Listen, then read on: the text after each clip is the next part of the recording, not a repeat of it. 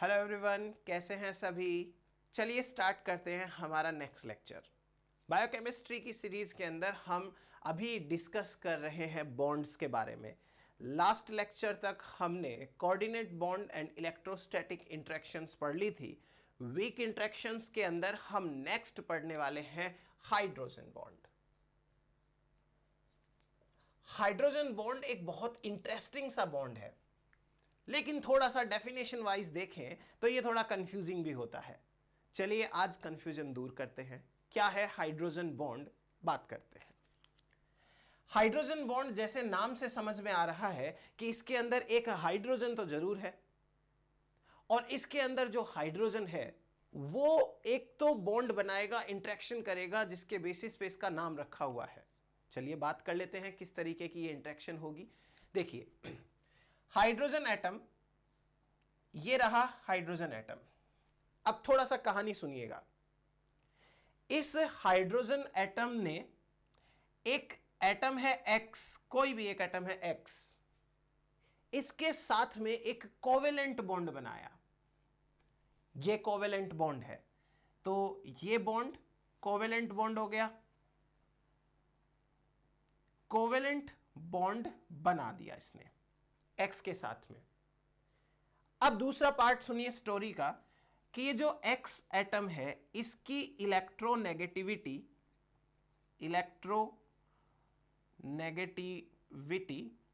Higher है then hydrogen. Hydrogen के तुलना में इसकी इलेक्ट्रोनेगेटिविटी ज्यादा है। अगर इसकी इलेक्ट्रोनेगेटिविटी ज्यादा है तो इसके ऊपर एक पार्शियल नेगेटिव चार्ज आएगा। क्यों? क्योंकि इलेक्ट्रोनेगेटिविटी अगर ज्यादा है तो ये हाइड्रोजन के इलेक्ट्रॉन्स को अपनी तरफ खींचेगा। ये हाइड्रोजन के इलेक्ट्रॉन को अपनी तरफ खींचेगा तो हाइड्रोजन पे आ जाएगा पार्शियल पॉजिटिव चार्ज और इसके ऊपर आ गया पार्शियल नेगेटिव चार्ज। एक तो यहां तक की स्टोरी है। अब स्टोरी का दूसरा पार्ट, एक दूसरा एटम है Y, मान लेते हैं अपन। इस Y के पास में लोन पेयर ऑफ इलेक्ट्रॉन है। यह है लोन पेयर ऑफ इलेक्ट्रॉन।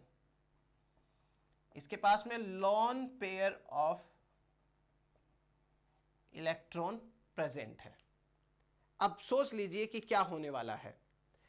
इसके पास में लोन पेयर ऑफ इलेक्ट्रॉन है और ये जो हाइड्रोजन है इसके ऊपर पॉजिटिव चार्ज आ रखा है। तो अब क्या होगा, यहां पर इस लोन पेयर ऑफ इलेक्ट्रॉन के नेगेटिव चार्ज की वजह से ये Y एटम इस हाइड्रोजन के साथ एक इलेक्ट्रोस्टैटिक इंटरेक्शन करेगा। ये इलेक्ट्रोस्टैटिक इंटरेक्शन जो बनाई है Y ने हाइड्रोजन एटम के साथ, इलेक्ट्रोस्टैटिक इंटरेक्शन। अब यहां से आपको समझ में आएगा कि हाइड्रोजन बॉन्ड क्या है। देखिए, ये वाला बॉन्ड है कोवेलेंट बॉन्ड और ये वाला बॉन्ड है इलेक्ट्रोस्टैटिक बॉन्ड। तो एक बॉन्ड है वो तो कोवेलेंट बॉन्ड है, एक बॉन्ड है वो इलेक्ट्रोस्टैटिक इंटरेक्शन है। बॉन्ड नहीं है, इंटरेक्शन है। हाइड्रोजन बॉन्ड हम किसे कहेंगे? हाइड्रोजन बॉन्ड इसे कहते हैं। यह है बेसिकली हाइड्रोजन बॉन्ड। यानी कि हाइड्रोजन बॉन्ड क्या हुआ? यह हुआ mixture of covalent bond and electrostatic interaction. Covalent bond and electrostatic interaction का मिक्सचर है, वो है हाइड्रोजन बॉन्ड। आई बात समझ में? अब यहां से हम कुछ चीजें और समझते हैं। जब डेफिनेशन लिखते हैं, डेफिनेशन बनाते हैं तो थोड़ा सा कंफ्यूजन रहता है। कैसे? देखिए, स्टार्टिंग वाली पार्ट को देखते हैं कि ये जो X है, इस X ने हाइड्रोजन के साथ परमानेंट बॉन्ड बना रखा है। परमानेंट बॉन्ड का मतलब हो गया कि इसने कोवेलेंट बॉन्ड बना रखा है। तो कोवेलेंट बॉन्ड तो परमानेंट बॉन्ड है। तो हम क्या कहेंगे कि इस पूरी इंटरेक्शन में ये जो हाइड्रोजन है, वो हाइड्रोजन मेनली किसका पार्ट है? वो मेनली इस X का पार्ट है।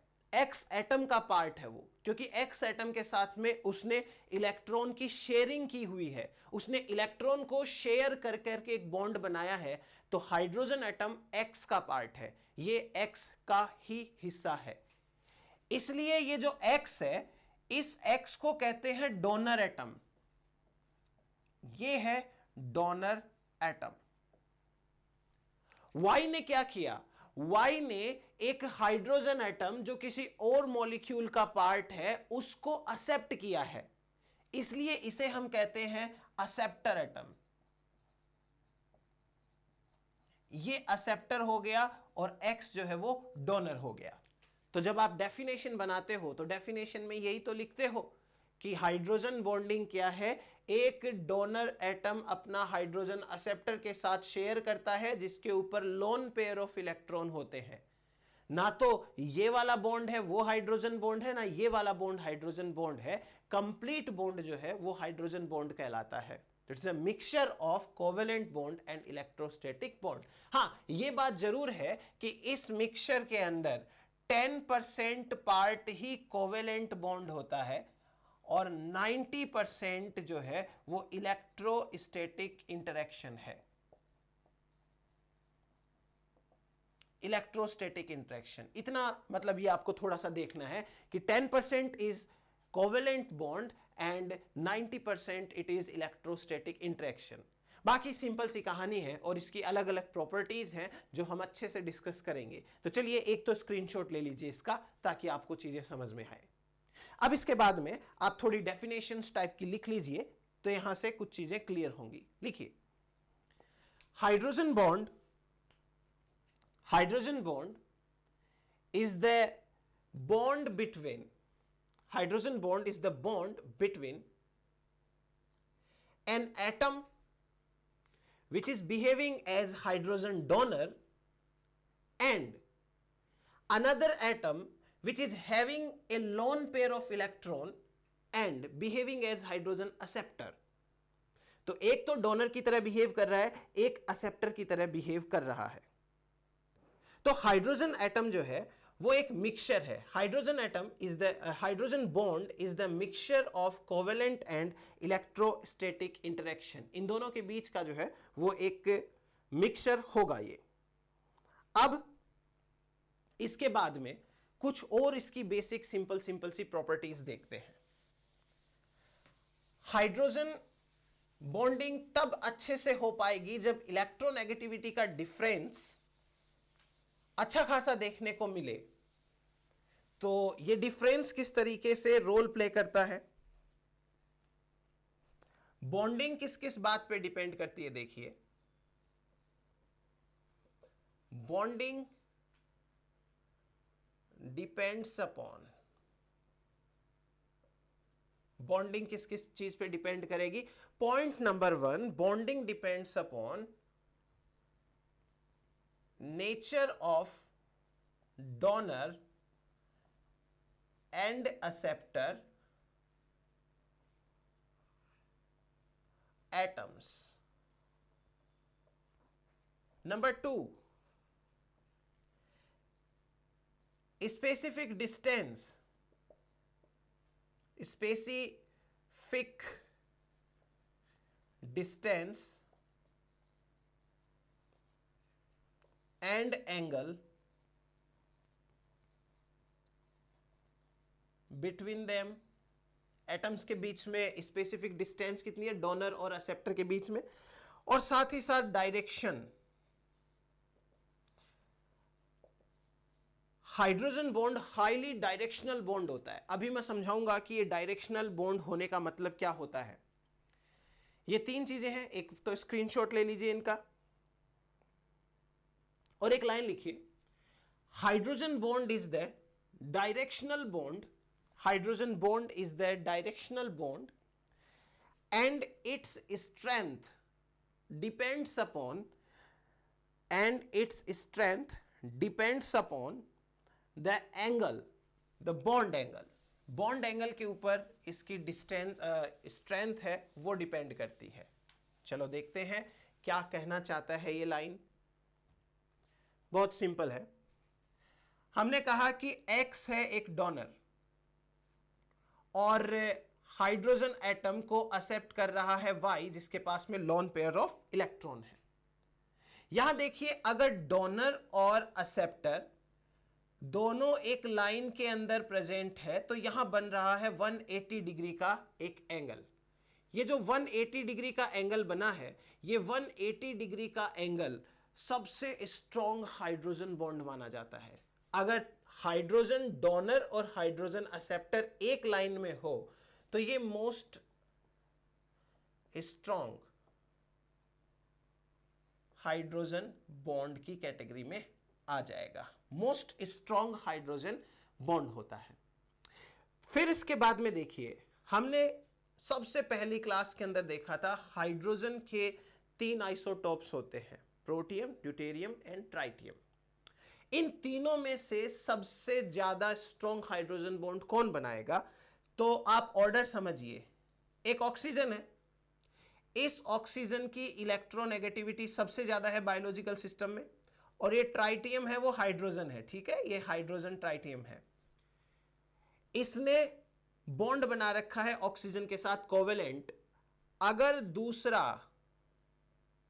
एक्सेप्टर भी एक ऑक्सीजन हो तो ये बॉन्ड सबसे ज्यादा स्ट्रॉन्ग बॉन्ड है। ये सबसे ज्यादा स्ट्रॉन्ग बॉन्ड इसलिए है क्योंकि ये स्ट्रेट है। 180 डिग्री का एंगल यहां बनता है, इसलिए ये सबसे ज्यादा स्ट्रॉन्ग बॉन्ड है। इसके कंपैरिजन में जो हाइड्रोजन के साथ में ड्यूटेरियम हाइड्रोजन ने बना रखा है, और अगर इसके सामने एक्सेप्टर भी ऑक्सीजन हो, ऑक्सीजन के साथ में ड्यूटेरियम हाइड्रोजन ने बॉन्ड बना रखा है और एक्सेप्टर भी ऑक्सीजन है, तो ये बॉन्ड फिर सबसे ज्यादा स्ट्रॉन्ग है। एंड देन जो सिंपल वाला प्रोटियम है, ये सबसे कमजोर बॉन्ड बनाता है।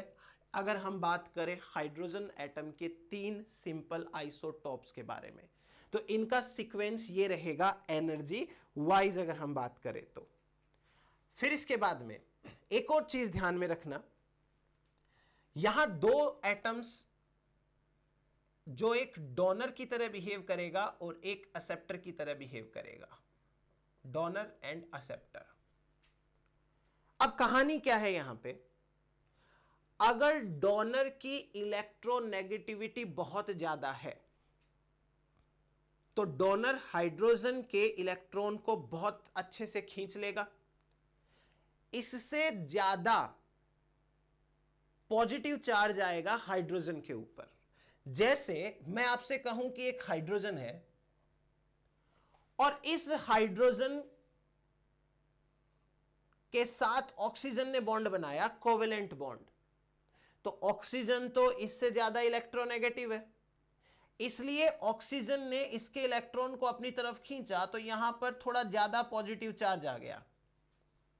समझ में आया?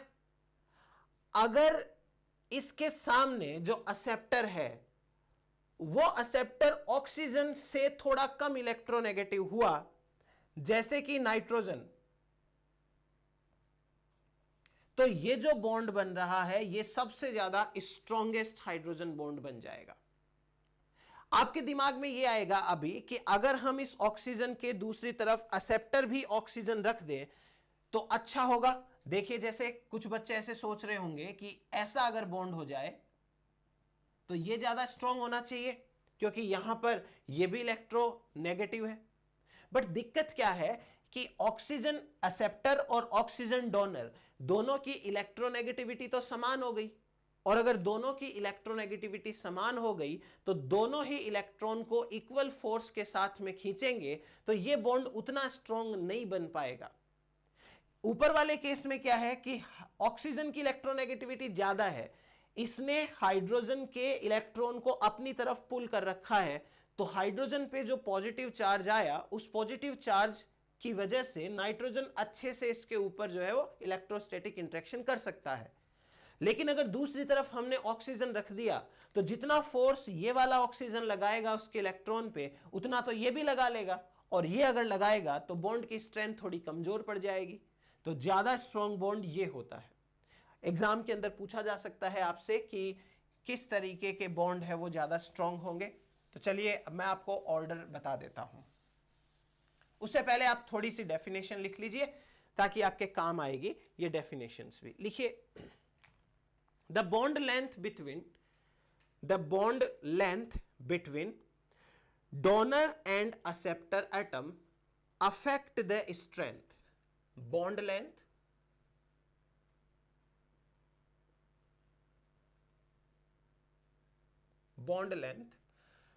between donor and acceptor affect the bond strength. अगर ये कम है, जैसे एक है डोनर, डी फॉर डोनर, और एक है एक्सेप्टर, अगर बॉन्ड लेंथ कम है, लेस बॉन्ड लेंथ, तो स्ट्रॉन्ग हाइड्रोजन बॉन्ड, तो बॉन्डिंग स्ट्रॉन्ग होगी। अगर डोनर और एक्सेप्टर के बीच में डिस्टेंस ज्यादा है, हाई बॉन्ड लेंथ, तो स्ट्रॉन्ग कम होगा, less strong hydrogen bond, hydrogen bond जो होगा, हाइड्रोजन बॉन्ड वो कम स्ट्रॉन्ग होगा। दूसरा आप लिखिए, दूसरा लिखिए, strength is maximum when electronegativity of donor is high. Strength is maximum when electronegativity of donor is high. जैसे ऑक्सीजन की इलेक्ट्रोनेगेटिविटी सबसे ज्यादा है, ऑक्सीजन ने हाइड्रोजन के साथ में बॉन्ड बनाया। अब अगर एक्सेप्टर की इलेक्ट्रोनेगेटिविटी भी इक्वल होगी तो हाइड्रोजन बॉन्ड स्ट्रॉन्ग नहीं बनेगा, तो ये थोड़ी कम होनी चाहिए। इसलिए ये जो बॉन्ड हुआ यहां से लेकर यहां तक का, ये हाइड्रोजन बॉन्ड है, ये स्ट्रॉन्गेस्ट बॉन्ड है। इसके बाद में दूसरे नंबर पे कौन सा बॉन्ड स्ट्रॉन्ग है? अगर ऑक्सीजन के सामने एक्सेप्टर भी ऑक्सीजन हो तो ये फिर दूसरे नंबर का स्ट्रॉन्ग बॉन्ड आता है। तीसरा, अगर नाइट्रोजन के सामने एक्सेप्टर भी नाइट्रोजन हो तो ये तीसरे नंबर पे स्ट्रॉन्गेस्ट बॉन्ड है। और कमजोर कौन सा होगा? नाइट्रोजन तो डोनर है, लेकिन एक्सेप्टर आ गया ऑक्सीजन, ऑक्सीजन की इलेक्ट्रोनेगेटिविटी ज्यादा है, इसलिए ऑक्सीजन बहुत अच्छे से इलेक्ट्रॉन को पुल कर लेगा, तो इधर वाला बॉन्ड है वो कमजोर पड़ जाएगा थोड़ा सा, तो ओवरऑल हाइड्रोजन बॉन्ड है वो कमजोर पड़ जाएगा। ये ऑर्डर है, आप ये समझ लीजिए, एग्जाम के अंदर आ चुका है, आता भी रहता है। ये होना चाहिए हमारे पास में सही सही वाला बॉन्ड ऑर्डर। देन उसके बाद में अगर सबसे स्ट्रॉन्गेस्ट इलेक्ट्रोनेगेटिव एटम की बात करें तो वो है फ्लोरीन, और ये तो बायोलॉजिकल सिस्टम में है नहीं, तो सबसे ज्यादा हाइड्रोजन फ्लोराइड है वो बनाता है स्ट्रॉन्ग बॉन्ड, क्योंकि एक तरफ इस फ्लोरीन ने हाइड्रोजन के साथ में कोवेलेंट बॉन्ड बना रखा है, दूसरी तरफ अगर फिर से फ्लोरीन आ जाए तो ये तो बनेगा सबसे स्ट्रॉन्ग बॉन्ड, बट दिक्कत ये है कि ये बायोलॉजिकल सिस्टम के अंदर नहीं है, तो ये हमें देखना भी नहीं है। चलिए, ये तो बात हो गई हमारे पास में हाइड्रोजन बॉन्ड के बारे में, थोड़ी बहुत छोटी मोटी बातें। अब हम ये देखते हैं कि मैक्सिमम हाइड्रोजन बॉन्ड कितने बनाए जा सकते हैं। सिंपल सी बात है कि हाइड्रोजन बॉन्ड के लिए एक तो हाइड्रोजन डोनर होना चाहिए, एक हाइड्रोजन एक्सेप्टर होना चाहिए। तो हाइड्रोजन डोनर और हाइड्रोजन एक्सेप्टर के पास में कितने लोन पेयर ऑफ इलेक्ट्रॉन है, कितने डोनेट करने के लिए हाइड्रोजन है, उस पर डिपेंड करेगा कि कितने बॉन्ड बनाए जा सकते हैं। एक लाइन लिखिए आप, maximum number of hydrogen bond, maximum number of hydrogen bond depends upon the number of hydrogen that can be donated by donor and accepted by acceptor। Number of hydrogen जो कि एक डोनेट कर सकता है donor और accept कर सकता है एक्सेप्टर, उनके बीच में। वाटर की बात करें अपन, H2O की, तो एक वाटर का मॉलिक्यूल कितने मैक्सिमम हाइड्रोजन बॉन्ड बना सकता है? दो कंडीशंस हैं हमारे पास में। एक तो वाटर अगर रूम टेम्परेचर पे हुआ, रूम टेम्परेचर पे एंड एटमॉस्फेरिक प्रेशर पे, अगर रूम टेम्परेचर और एटमॉस्फेरिक प्रेशर पर है hydrogen molecules, sorry water molecules, तो यहां पर वाटर मोशन के अंदर रहता है। वाटर मॉलिक्यूल्स है, water molecules are under motion, गति करते रहते हैं, हिलते रहते हैं। तो जितने मैक्सिमम बॉन्ड्स बनने चाहिए उतने बॉन्ड्स नहीं बनते। लेकिन अगर ये वाटर जमा हुआ है, आइस की फॉर्म में है, आइस की फॉर्म में बनाता है ये मैक्सिमम हाइड्रोजन बॉन्ड। और कितने हैं वो? 4। एक वाटर का मॉलिक्यूल अपने चारों तरफ से 4 हाइड्रोजन बॉन्ड बना सकता है। बहुत सिंपल है, मैं बताऊंगा अभी। और अगर एटमॉस्फेरिक प्रेशर के ऊपर है तो यह बना सकता है 3.4 हाइड्रोजन बॉन्ड मैक्सिमम, क्योंकि ये अभी लिक्विड फॉर्म के अंदर है। लिक्विड फॉर्म में होगा तो वाटर मॉलिक्यूल्स है वो मोशन में होंगे, तो उतने ज्यादा हाइड्रोजन बॉन्ड्स नहीं बनेंगे। चलिए बात करिए अब आइस के फॉर्म में कैसे 4 बॉन्ड बनते हैं। देखिए, ये है हमारे पास एक ऑक्सीजन। अब इस ऑक्सीजन ने 2 तो हाइड्रोजन के साथ कोवेलेंट बॉन्ड बना रखा है, तो ये तो हो गया कोवेलेंट बॉन्ड। और जिस एटम के साथ कोवेलेंट बॉन्ड होते हैं वो एटम क्या करता है? डोनर की तरह बिहेव कर सकता है। इसका मतलब ये ऑक्सीजन 2 बार डोनर की तरह बिहेव कर सकता है। साथ ही साथ इसके पास में 2 लोन पेयर ऑफ इलेक्ट्रॉन्स भी होंगे, तो ये दूसरे वाले वाटर के हाइड्रोजन को एक्सेप्ट भी कर सकता है। ध्यान से समझ लीजिएगा, कंफ्यूज होने की बिल्कुल जरूरत नहीं है। देखिए, ये वाटर का मॉलिक्यूल नंबर 1 है, मैं इसको कह देता हूं वाटर मॉलिक्यूल नंबर 1, ये मॉलिक्यूल नंबर 2, ये मॉलिक्यूल नंबर 3। तो फर्स्ट वाले वाटर के मॉलिक्यूल ने क्या किया? फर्स्ट वाले वाटर के मॉलिक्यूल ने सेकंड एंड थर्ड वाले वाटर के मॉलिक्यूल के लिए एक्सेप्टर की तरह काम किया। जहां कोवेलेंट बॉन्ड होगा वो डोनर होगा, तो डोनर तो सेकंड वाला है और थर्ड वाला है, और इसने क्या किया? एक्सेप्टर की तरह काम किया। अब दूसरी कहानी समझते हैं। एक वाटर का मॉलिक्यूल यहां पर बना लेते हैं अपन, या मैं अगर यहां से देखिए बना के दिखाता हूं। एक वाटर का मॉलिक्यूल हम यहां बना लेते हैं और एक वाटर का मॉलिक्यूल यहां बना लेते हैं। इसको मैं नाम दे देता हूं वाटर मॉलिक्यूल नंबर 4, ये नंबर 5। 5 वाला वाटर का मॉलिक्यूल, इसके ऑक्सीजन के पास में भी लोन पेयर ऑफ इलेक्ट्रॉन है, तो ये क्या करेगा? फर्स्ट वाले के हाइड्रोजन को अपनी तरफ खींचेगा, यानी कि यहां ये इलेक्ट्रोस्टैटिक इंटरेक्शन करेगा। और दूसरा जो 4 नंबर वाला वाटर का मॉलिक्यूल है वो भी फर्स्ट वाले के हाइड्रोजन को अपनी ओर खींचेगा, तो यहां पर ये भी क्या कर रहा है? इलेक्ट्रोस्टैटिक इंटरेक्शन बना रहा है। अगर पानी आइस की फॉर्म में है तो अब आपके सामने सारी कंडीशन क्लियर हो चुकी है। पानी अगर आइस की फॉर्म में होगा तो अगर फर्स्ट वाले को ध्यान से देखोगे तो आपको पता चलेगा कि ये हाइड्रोजन बॉन्ड 1, ये हाइड्रोजन बॉन्ड 2, ये हाइड्रोजन बॉन्ड नंबर 3 और ये हाइड्रोजन बॉन्ड नंबर 4। एक वाटर के मॉलिक्यूल ने मैक्सिमम 4 हाइड्रोजन बॉन्ड बनाए हैं, लेकिन कब बना पाएगा? जब वो आइस की फॉर्म में होगा। अगर ये सारे वाटर के मॉलिक्यूल्स लिक्विड फॉर्म में होते तो ये 4 hydrogen bond at a time नहीं बन पाते, वाटर के मॉलिक्यूल मोशन में रहते हैं। तो चलिए एक स्क्रीनशॉट ले लीजिए आप इसका भी, आगे हम बात करते हैं।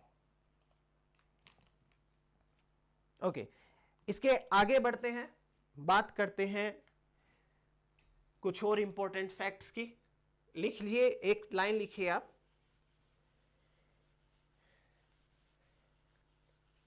लिखिए, in liquid water at room temperature and atmospheric pressure water forms 3.4 hydrogen bonds due to motion of molecules. In ice form, it forms 4 bonds in water.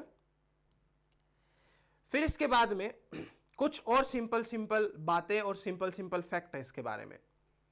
Number 1, जो प्रोटीन की सेकेंडरी स्ट्रक्चर है,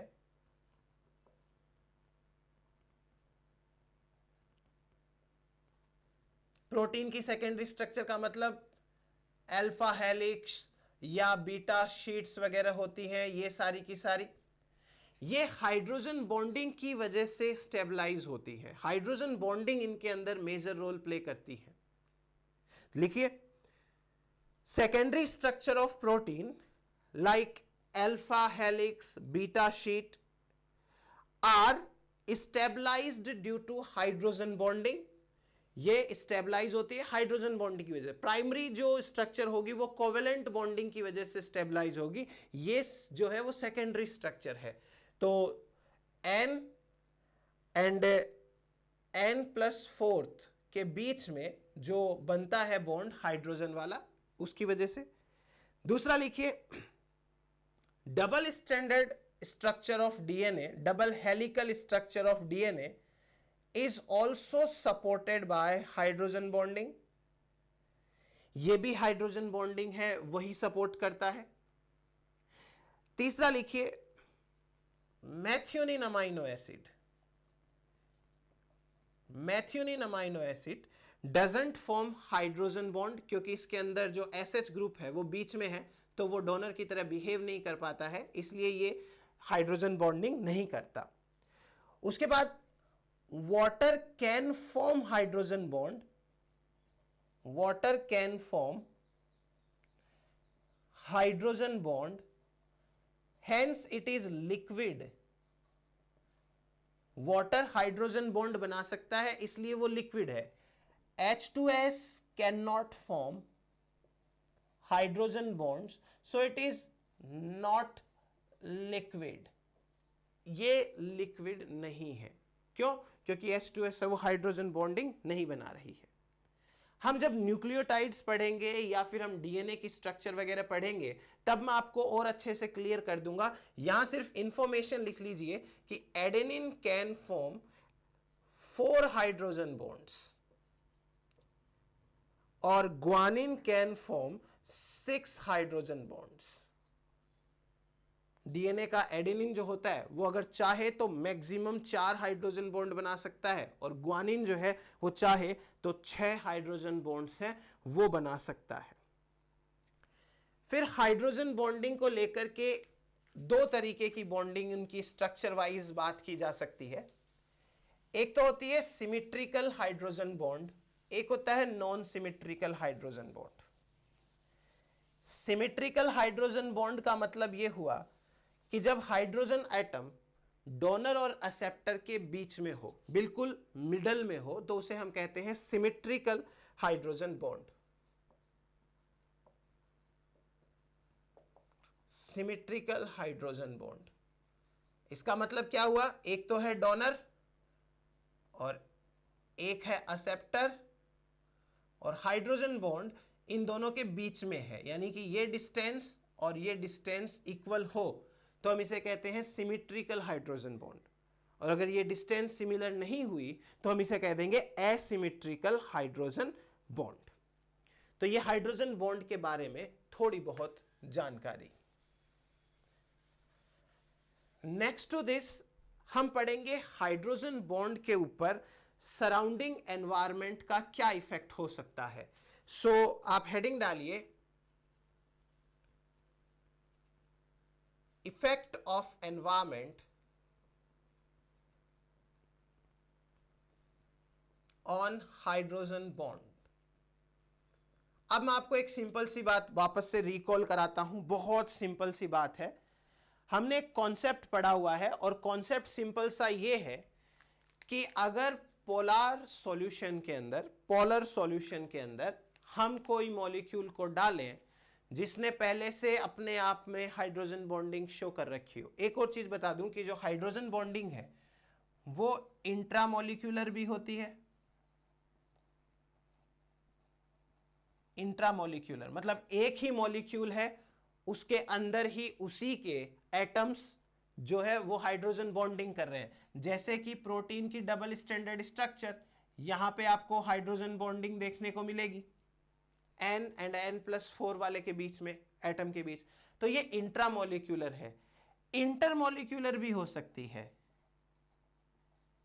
इंटरमोलिक्यूलर हाइड्रोजन बॉन्डिंग, जैसे ये एक beta sheet है, ये दूसरी beta sheet है, और एक बीटा शीट दूसरी बीटा शीट के साथ हाइड्रोजन बॉन्डिंग कर रही है, तो ये इंटरमोलिक्यूल भी हो सकती है। वेल, वापस आते हैं अपने एनवायरनमेंट के इफेक्ट के ऊपर। पॉइंट नंबर 1, अगर पोलर सॉल्यूशन है, पोलर मीडियम है, तो पोलर मीडियम के अंदर हाइड्रोजन बॉन्डिंग वीक होती है, हाइड्रोजन बॉन्डिंग डिक्रीज हो जाती है। डिक्रीज क्यों हो जाती है, उसके पीछे का रीजन बहुत सिंपल सा है। सिंपल सा रीजन इसलिए है कि जैसे सपोज करिए कि वाटर है, वाटर पोलर मीडियम बनेगा, और वाटर के अंदर आपने क्या किया, कुछ मॉलिक्यूल डाले, जो ये डोनर है, ये एक हाइड्रोजन है, और इधर ये इस एक्सेप्टर ने इसके साथ इलेक्ट्रोस्टैटिक इंटरेक्शन कर रखी है। जैसे ही आप इसको डालोगे पानी के अंदर, तो वाटर के मॉलिक्यूल क्या चाहते हैं, वाटर के मॉलिक्यूल चाहते हैं कि उनके साथ में बॉन्डिंग हो जाए। तो ये वाटर के मॉलिक्यूल इनकी बॉन्डिंग को डिस्टर्ब करके खुद के साथ बॉन्डिंग करेंगे, तो बॉन्डिंग की स्ट्रेंथ है वो कम हो जाएगी। इसलिए एनवायरनमेंट का क्या इफेक्ट पड़ा कि पोलर मीडियम के अंदर हाइड्रोजन बॉन्डिंग डिक्रीज होती है। जबकि कोई नॉन पोलर मीडियम अगर हो, इन नॉन पोलर मीडियम,